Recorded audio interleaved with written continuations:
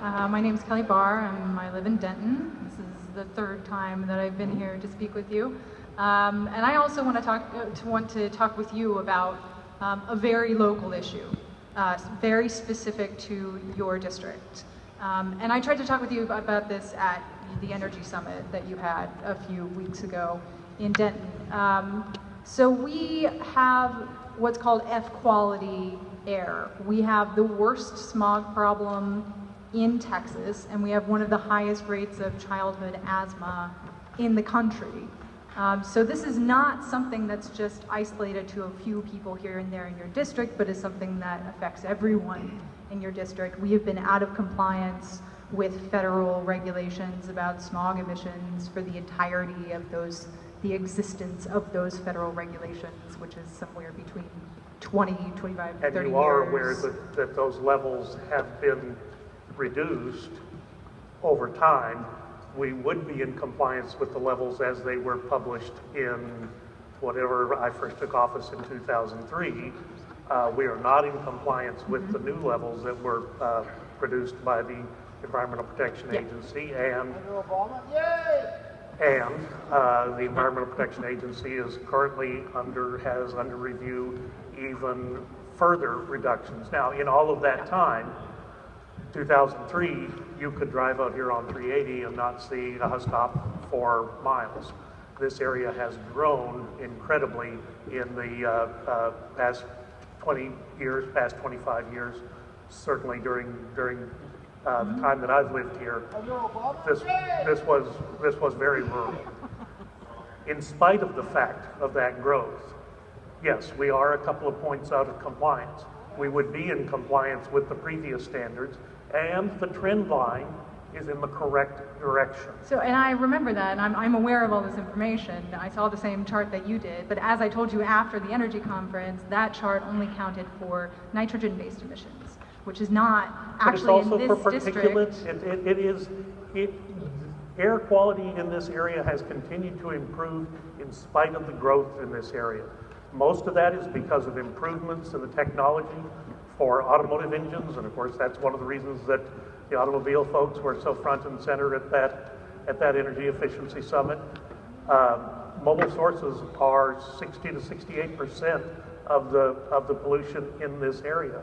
The way to get at that is to improve the quality and the efficiency of the automotive engine, or have people go to alternative methods of transport. I do have 2 horses, but they won't get me very far where I need to be on a daily basis. Sure, and reducing automobile emissions won't get us very far when methane emissions from natural gas activity are one of the leading causes of poor air quality in our area. But I think you've jumped ahead a little bit of my question, which is really more about a pattern that I've noticed when it comes to issues that are very local to our district.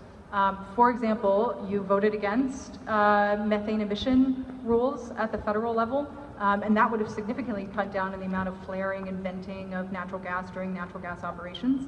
So even though we have a smog problem in this... Well, that Congressional Review Act, that actually dealt only with federal lands. Yeah, and there is fracking on federal lands in our district. So another example is when you voted to... The federal government's ownership, other than for the easement for the lakes, is, I mean, that is not the bulk of the energy production in the 26th district. There's still fracking on federal lands here. So, but again, I mean, this is kind of beside the point, because I'm well, when the Bureau of Land Management put in a request for an auction for those areas that were under their control, actually, many of the mayors in the area voiced concerns about that. My office worked with the Bureau of Land Management. They were unaware that those lands were actually covered by municipal authorities, and they backed off that sale. Problem solved, right? So if I could get to my question, sure. I mean, it's really about something else. So another example is when you voted to allow internet service providers to sell our information. I brought this up at the second town hall. So basically they're allowed to sell our browser history and our sensitive information. That's and actually for that bill. not true. That Congressional Review Act actually did not change anything in current law. It prohibited the FCC from going further, which is what they had intended to do, yes, under the Obama administration. People in the agencies were told, before the outcome of the election was known, put your pencils down, stop writing regulations. There's going to be someone new in office. Which you couldn't have known because the election hadn't happened yet. Maybe Hillary Clinton would have wanted a different approach to the Federal Communications Commission. The point was, we were at the end of the Obama administration. The regulators were pushing out regulations hand over fist. It wasn't correct. The Congressional Review Act was there to stop that practice, and yeah, we used it. We used it a number of times. To make sure that our privacy is not protected. That's the point that I'm getting to, because Your privacy is as protected today as it was before. Those things had never gone into effect. And the FCC decided that more protection was necessary. So again, I mean, it's this, what I'm building up to is a pattern that we have specific problems in our district. And it seems like you have voted recently to do things that would either make sure that those problems were not solved or would actually make them worse in terms of air quality. So what I'm wondering, this is my question, like, why do you vote for these things that go against the interests of the people who live in your district?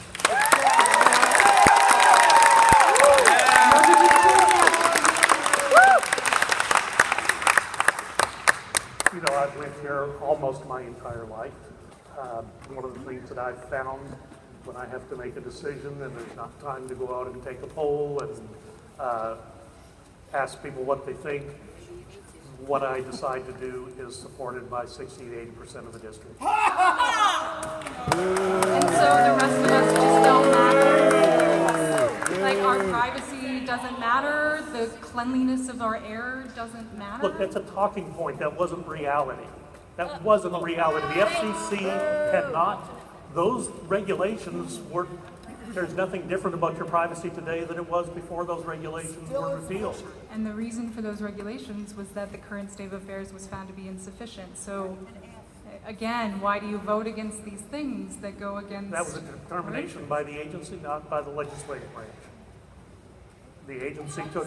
Are there any conditions under which do you think, as someone who is in the federal government, are there any conditions that you think, where you think it would be appropriate for the federal government to step in to protect things that are enshrined for us as rights in the Constitution, like privacy?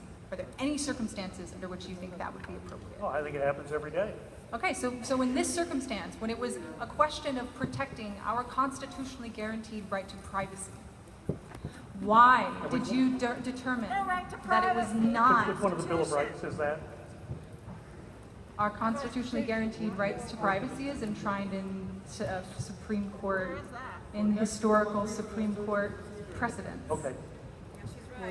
Which is still counts as a constitutionally guaranteed right. Do you disagree that the Supreme Court is a legitimate branch of the federal government that is able to determine constitutionality? Quiet. Hey, I mean, if you'd answer, speak. I believe if you answered. I mean, do you think that Go things down don't there and go ask a against our question there. interests? Is that the problem? You've asked a couple questions. If I think the Supreme Court exists, yes. You could treat that more as rhetorical, but really, like, do you think that these things, like privacy protections and improving the quality of our air, do you think these things go against our interests? Do you think that we don't deserve to have clean air and privacy? I think there are times where federal agencies do things that in fact are detrimental to people in the district, and when I encounter that, I stand up to it. Oh, okay. There were times when the NSA was doing things with privacy that I thought were inappropriate, and I stood up to it. And that has happened in the Bush administration, the Obama administration, and you know what? I bet it happens in the Trump administration. Okay, well, I will be waiting to see you vote for things that actually help with the problems that we experience here. Woo!